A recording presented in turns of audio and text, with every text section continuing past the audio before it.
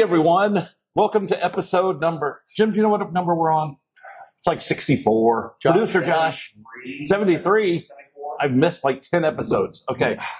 Episode number 73 of Merritt in the Morning. We are coming to you this morning, once again, from our home base, Cafe Audrey's, beautiful Fort Harrison, Lawrence, Indiana. Thank you, Tammy. Thank you very much. He is 30-year state senator Jim Merritt. He is Brad Klopfenstein, and he is president of the Greater Lawrence Chamber. There we go. So come out, spend all your money in Lawrence. The roads are almost done. Jim, our long northeast side nightmare is almost over. So soon you'll be able to get here again. Yeah, and then you got 31 and 465. Oh, then we can't get to your house. Yeah. Oh, okay, sorry. We want to thank our sponsors. Jim, we got a couple great ones. The Honey Baked Ham Company. Jim, you know, they are open for lunch and dinner every day. Come in and have lunch. You could have 2 lunches. They're not going to judge. I got me a ham for Mother's Day. Really? Yeah. So just for you, people there, just for you, just for me. Well, again, it's a non-judgment zone. Yeah, you know, Father's Day is coming up too. It is. It is. So you don't need to just go there on holidays, Jim. No, you can go there because it's Tuesday. Yes. So they have locations: 96 in Michigan, Greyhound Pass in Carmel, right in front of Menards. Right, easy to find. If you're in the Menards parking lot, just look out from the store. Honey Baked Ham Company, right there. Also want to thank Stockyards Bank and Trust. Jim, there's locations all over, and I got inside information on some new stuff. Well, we're actually invited to the grand opening. That's true. So next Thursday, so that'd be Thursday, May 29th, they're having their grand opening for their Zionsville branch. That's up just south of 116th Street and Michigan Road. So stop by. That's at 9 a.m. They will have the inflatable pig there and all sorts of other little doodads and trinkets, and they'll probably give you a piece of cake or something. So is next Thursday the 28th or 29th? I think it's the 29th, based on when race day is. It's Thursday the 28th. My internal calendar's off. Okay. So Thursday the 28th, 9 a.m. I'm going to cut the ribbon on that. Yeah. I'll bring the big scissors. Let's see. Yeah. So then they also have locations, 71st and Binford, downtown Indianapolis, Carmel, Plainfield out in front of Dick's Sporting Goods. They've got one in Greenwood at County Line in Emerson, and then one in Center Grove, 135 South. Jim, I just found out after they cut the ribbon on the Zionsville branch, next branch, they just closed and bought property at like 22nd and Meridian. Oh, good for them. So good for them. We'll call that Midtown. Wonderful. Until they do something else. A lot of living is going on there. A lot of multifamily, and that's great. That neighborhood needs service, no question. It does. Stockyards Bank and Trust, they're the place to put your money. So, all right. Our guest today, former state representative Karlee Macer. Yes. Welcome, Karlee. Thank Welcome you. to Lawrence. Thank Welcome you. back to Lawrence. You used to work here, right? That's right. I did. I spent quite a bit of time here. So, what are you doing now? What am I doing? I know lots of I know what you're doing now, but they might not know what you're doing. So, lucky me, I have a great position right now. I am the executive director of Labor's Home Development. So we are a nonprofit organization focusing on affordable housing, really in the Midwest region of the United States. And I have the pleasure of leading an incredible team. And we also own and manage all of our properties as well. We have a little, right around 1,000 units, and really focus a lot on our rural communities and senior communities as well. So I'm really having a great time in this position and love the work I get to do. So you build and manage. I do. I build and manage. Yes. So I get to develop the housing that I used to work for in the senior living business for about 20 years. So it's really, really so neat to be on the other side of it, that I get to develop and work with communities and just provide affordable housing that we all desperately need everywhere. But with a bit of a focus too on rural development, which I think is critical. So it's fantastic to be doing this work right now. Well, you know, Klopp, we make and we grow in Indiana, and Karlee is kind of the epicenter of work hard and be nice. There's no question about it. What are the challenges today? You know, you hear so much on the news about housing and the lack of housing. What are kind of the 3 challenges to urban or rural housing and building and building new stock, if you will. Yeah, it's always the financing. A lot of times there is just a gap that's too large to be able to really move forward with the project. So I would say number one would definitely be funding. The second thing would sometimes be the NIMBYism. That everybody wants it, but not in my backyard type thing. What's the reason? Is it because they're small housing, or it's anytime you're doing so? A lot of the work that we focus on is the low income housing tax credits, so LIHTC, and a lot of times people will confuse the work that we do with Section 8 or HUD homes, which we also have in our portfolio. But a lot of times it is they want affordability, they want affordable homes, but yet if it is all I looked at as kind of like that kind of housing, that's an issue that we face. But, I love to be able to talk to people and help them understand the layers of how the affordable housing works for communities. And, it's a challenge to me, but I always take it on and look forward to helping communities understand the importance of every layer of housing, and especially the affordability side, and for seniors too. I mean, a lot of seniors are, living on their Social Security, and they want to stay in the communities that they've lived their whole lives in and that they know. But a lot of times that housing isn't there. And my background is more on the retirement living side, so it's kind of the opposite of what I'm doing now.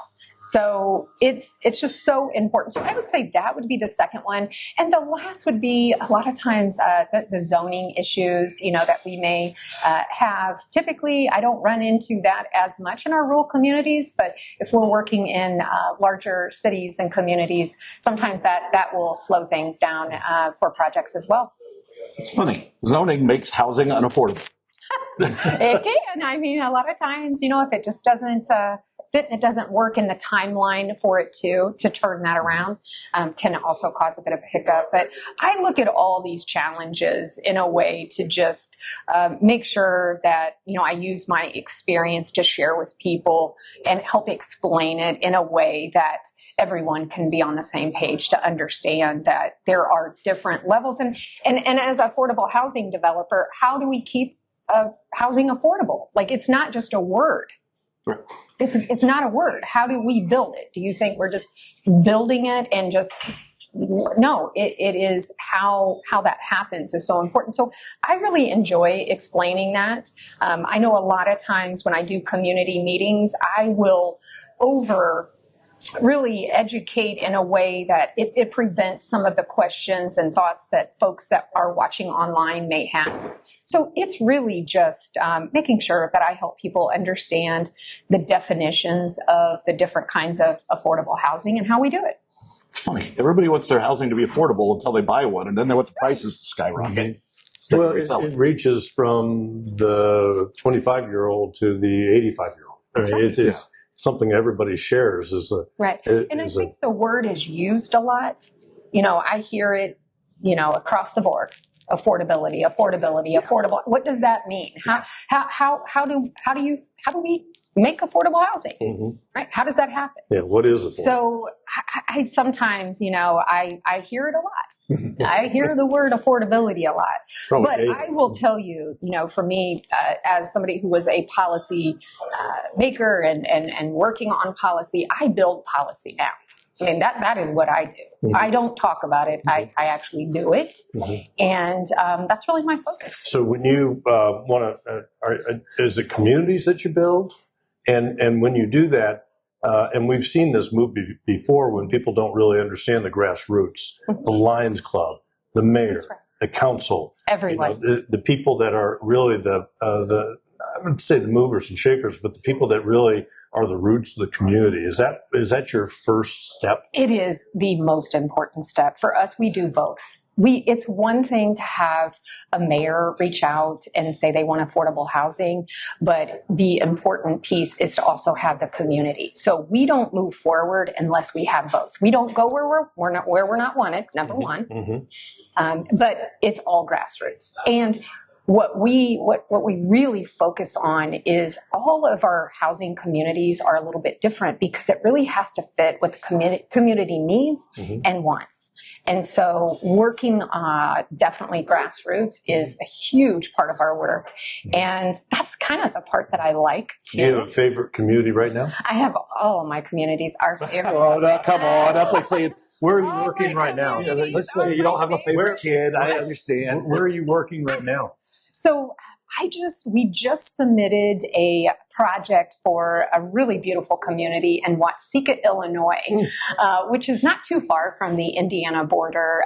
That is really such an incredible smaller community. The population is 5,000, a little under, right around there. And so Watseka. It's like which I don't know. I love the community, and the project itself is an incredible. This is a workforce housing project, so it's a 45-unit workforce housing. Yeah, describe to our audience what a workforce. Well, so it really depends on the state. Sometimes I do get that question, but for us, what workforce housing is for us to really provide the services and the setup of the community that really focuses on the folks that are working hard with families in the community. So some of the services that we connect with locally, it's like financial literacy. We make sure that we also provide training. We make sure that even the community resource building that we have in the community is this particular project. It's really neat because we really created more of like a training space, like a classroom, not just your traditional community space. And in addition to that, I know that for us as laborers home development, we are not in the daycare business, but I thought, what can we really do outside of providing daycare? So it's really all of the additional services that we provide, like one of them being in our workout space. We also have a space for kids to play where you can work out and watch. If you homeschool your kids, you have a place to do that as well in our training center. We have folks that will come in that we've partnered with to help with any kind of training, educational pieces. Again, literacy, we want to help our folks transition and what a great service. Move on to the next best thing. And that's I how think you grow a community. This is the other part that I just love so much is I get to help develop and work with architects in the community as well on the design. So this particular one, my heart, it also has a trail that goes all the way around the property, which it's about 9.5 acres. Yeah. So it provides all the things down to seriously, even the parking and how it worked. We wanted to make sure that if parents are, got the kiddos and their groceries and all the things, we wanted to think about every little detail for families. And, it really is so important, the connection of services and opportunities. So when I say workforce housing, it's really all about providing that additional step. And for, just to be able to have spaces and opportunities to work in addition to help them, whether... Is there any manufacturing in that? What happens in Watseka? Yeah, so Watseka, there is some new manufacturing that's coming in, which is why the mayor had originally reached out to me. They also had a low housing stock period. And so now with some additional manufacturing that's coming in, I will tell you, I know the recent conversation for the newest folks. They make the soy bag or the bags that are used in the farming business. So ag-oriented. Huh? Yeah, really. And again, just an incredible community that really showed up to listen to the presentations, to be involved in the presentations. And one additional step that we made prior to us being a part of the community in Watseka, the city really needed a road. And this specific area that they really wanted. And they were struggling with how they were going to be funding that, right? So they had applied for some grants and things like that. Well, that was just a conversation early on in this development. So what we did, working with the community, with the architect, is we built that road. We built that road into our project. That road cost us $1 million.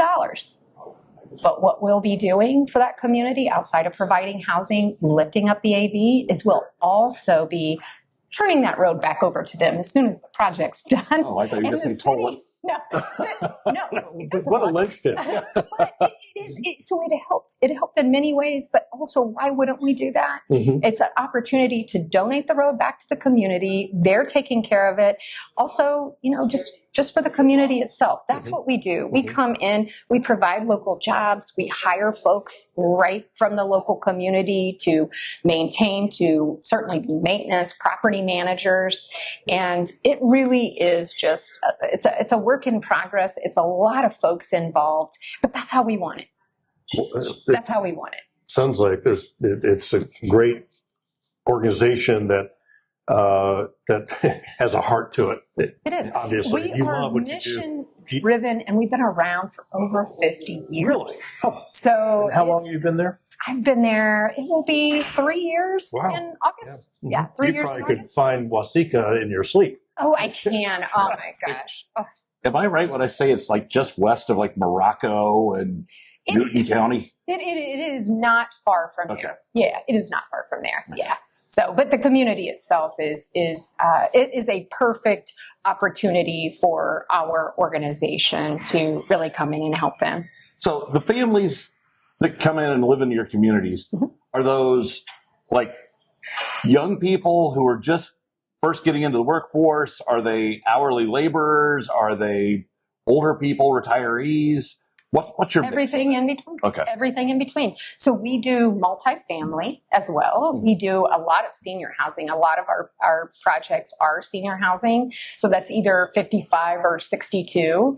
And we also have another, My Heart, which is an assisted living, which is rated one of the best by U.S. News and Global Report again this year.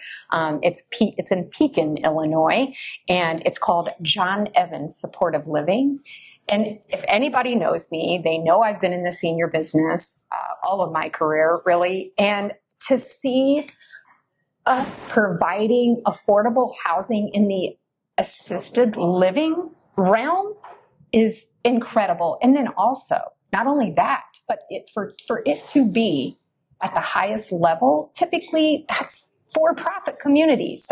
It's unusual to see an affordable assisted living be at this level. And I really say it all goes back to the folks that are there day in and day out caring for everybody. I get to talk about it, but I can't really take the full credit. But fortunately, the management team does an incredible job there of taking care of the seniors that live there and the staff. So it's people are living wonderful. longer. And, my dad is 92, lives in his own home, and wants to stay there. That's right. And most Americans do. Yeah, and we just need to make sure that individuals like my dad have all the services and everything so they can live in their own home. It is. Because that's a quality of life issue. It is a quality of life issue, which is, again, why I'm so excited and talk about this particular development so much, is because a lot of times being in this business, when you don't have the resources to pay for assisted living, you know where you go. Yeah. You go to a nursing home. Or you're homeless. Or you're not getting care. Yeah. It's a very interesting in between. So what is so important is to continue to provide more projects like this. So you're right. Your dad, most Americans, I would say 97%, the last I looked, would prefer to age in their home. Sure. Of course, it actually saves the state's money too. Yeah, I don't know why that bell hasn't gone off and she has. I just recently was talking about it. It's so frustrating.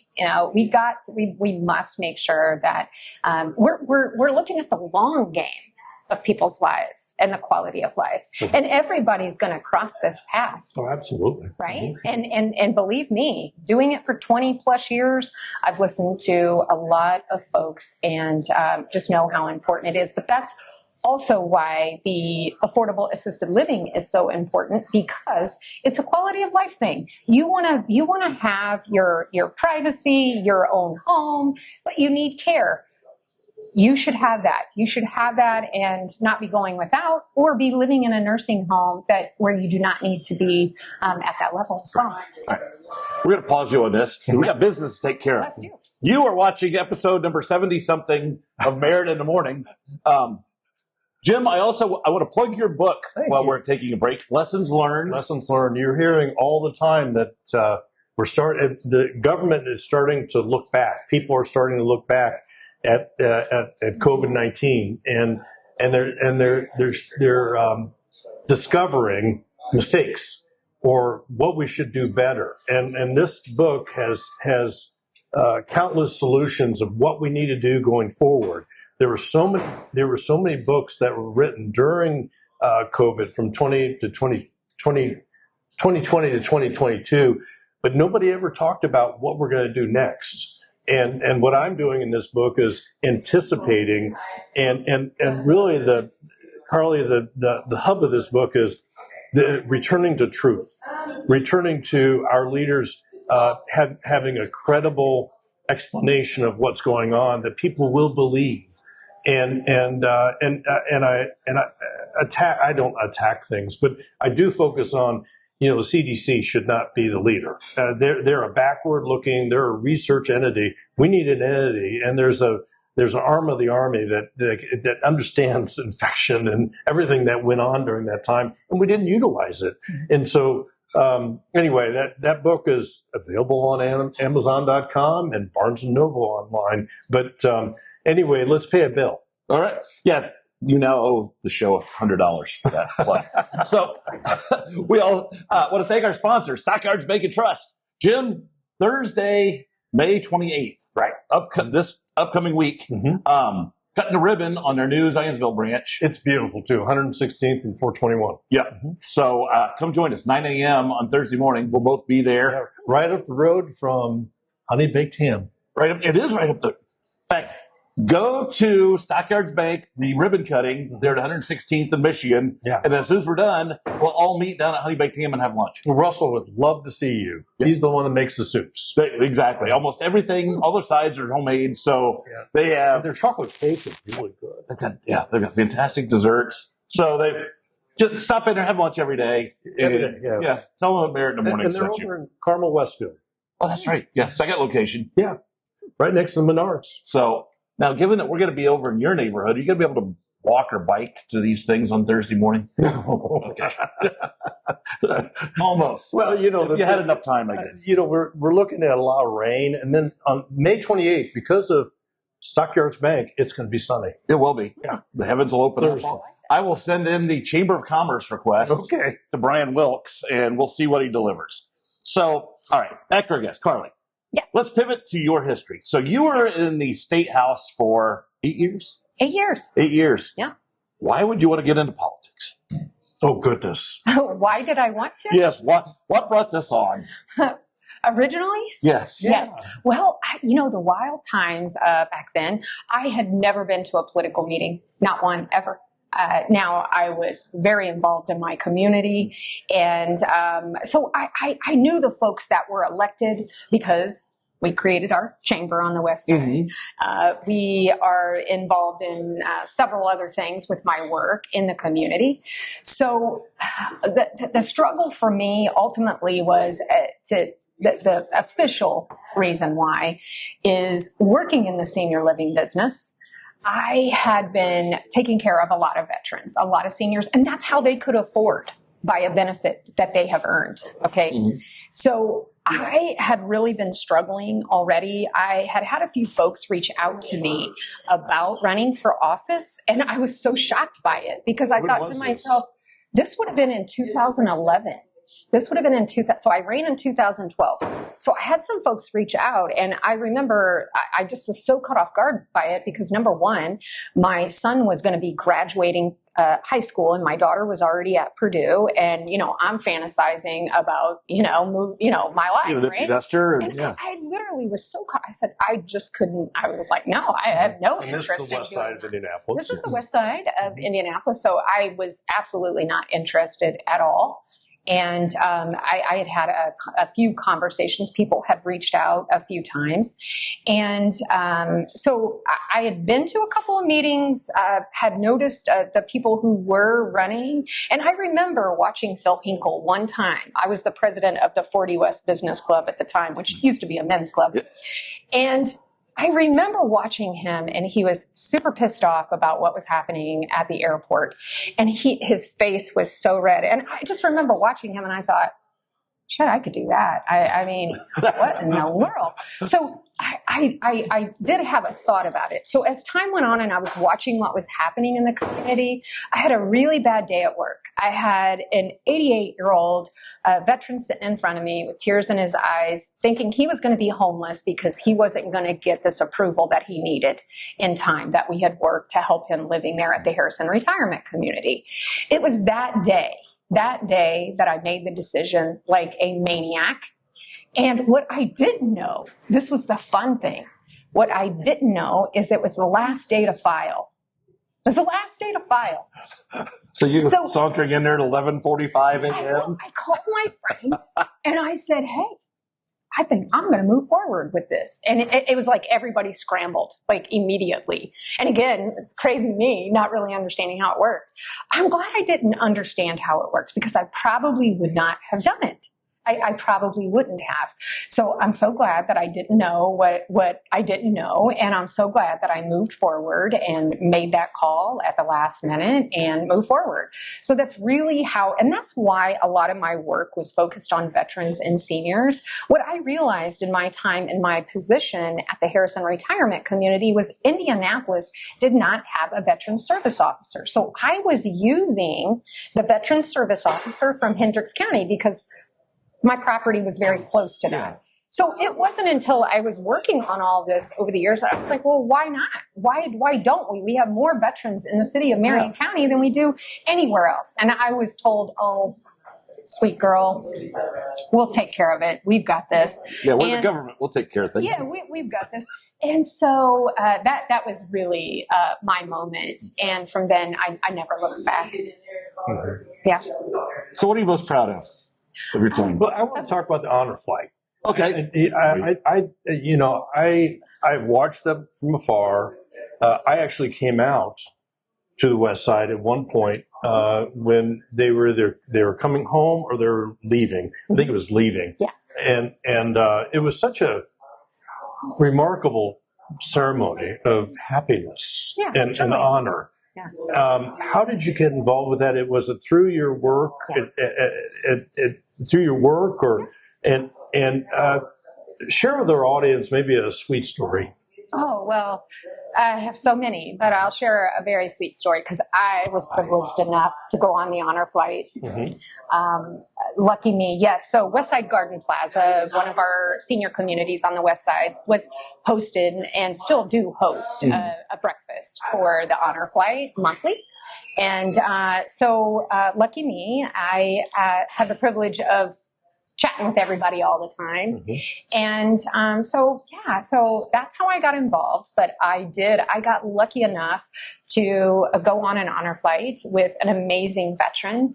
And so probably one of the best, that was not only just an incredible experience being with him, but also being with all the veterans on that flight. Mm-hmm. He was got a little bit tired. He was in a wheelchair and decided that on one of our stops, he was a little bit too tired to even get out and go. So him and I sat there together, and he had been a Republican judge, and he knew I was a Democrat, although I had never said a word. I had never said a word about it. And it was so fun because him and I are alone on this bus while everybody's out at the monument. And, just such a wonderful experience listening to him, but also it was so difficult as I was listening to him because at the time he felt because he wasn't in battle, that he wasn't at 89 years old, I think at the time, like these other veterans deserved more than him. And of course, just having those conversations with him and spending that time with him was so memorable. And of course, all the mail that they have and that they get to, read. And so we had but of course I bonded with him, and he has since passed away. And, oh gosh, so many wonderful and they stories. roll the red carpet out. Oh, they do. They do. And for them to be able to experience this also with their fellow veterans and to see them all together, to see their faces light up. Oh, man. And it just, the program itself is top notch. If you ever get a chance to go along. And is it a day trip? It is. It's a day trip. It starts pretty early in the morning. Oh, of course. And then we get back later in the evening. But it is an incredible opportunity if you ever get a chance to transport and be with a veteran. How often did it go? Do you remember? Yeah, I want to say a couple times a year. What an honor. For sure. Yeah. Oh, it truly was. It was an honor. I still think about it. Still think about him and his service and all of our chatting and all of the things too. So wonderful. Very neat. Really so, now, how do people support your organization? It's a non-for-profit. That's right. So get all your plugs in. Get all my plugs in for sure. And we're going to do a roll-up with Klopp, so we can advertise what is going to go on this podcast. But tell our audience exactly where you are employed and just what you're all about. So I'm with Laborers Home Development, and we are under the umbrella of LIUNA, Laborers International Union of North America. So I am in the Midwest region, but I'm here in Indiana. And what I would share with the audience is more of a plug to affordable housing here in Indiana. Right now, currently, I am bringing our work to the state of Indiana. We have 14 properties, but none in Indiana. And because of my position and being involved, I get to bring this to Indiana too. So what I would ask your audience is if you are interested in affordable housing in your community, and you want to reach out to me to talk more about that, I would love it. We are working with a handful of communities across the state. And again, we really focus some of our energy in rural communities. And I know how important that is to the state of Indiana. So I would just ask if you're interested in talking to me and the organization about affordable housing in your community, contact me, 317-260-1194. And you can also find me on social media at Karlee Macer. So I would love to continue what we do and bring that right here to my home state. Fantastic. I got a couple ideas for you on this. So, well done. Yeah. Jim, any parting thoughts? No, it's a breath of fresh air. Yes. And we all want, I've spent a great deal of time in the homeless space. And chaired with Greg Porter in 1995, the Homeless Task Force went around the state of Indiana, and it's a continual issue. And it's something that affordable housing, albeit the really small versus multifamily, it is a necessity today that we continue to keep our eye on it and continue to work on it. That's right. We appreciate your efforts. Oh, absolutely. Absolutely. I agree. Karlee Macer, thank you very much for joining us this week. Pleasure. So thank you all for watching. Don't forget, stop by today, have lunch at the Honey Baked Ham Company, locations Greyhound Pass in Carmel, 96 in Michigan. Also, want to thank Stockyards Bank and Trust. Grand opening, Zionsville, Thursday the 28th, 9 a.m. Be there. They'll probably give you like little koosh balls. Yeah. They got a lot of piggy banks are kind of their thing. They'll look for the giant inflatable money. Get an account. Yes. Open all the accounts. Yeah. So join us. We will be there that morning. We got locations all over central Indiana and more to come. So thanks to our sponsors. Thank you for watching. Thanks to Josh Gillespie for being our fabulous producer. We will see you next time.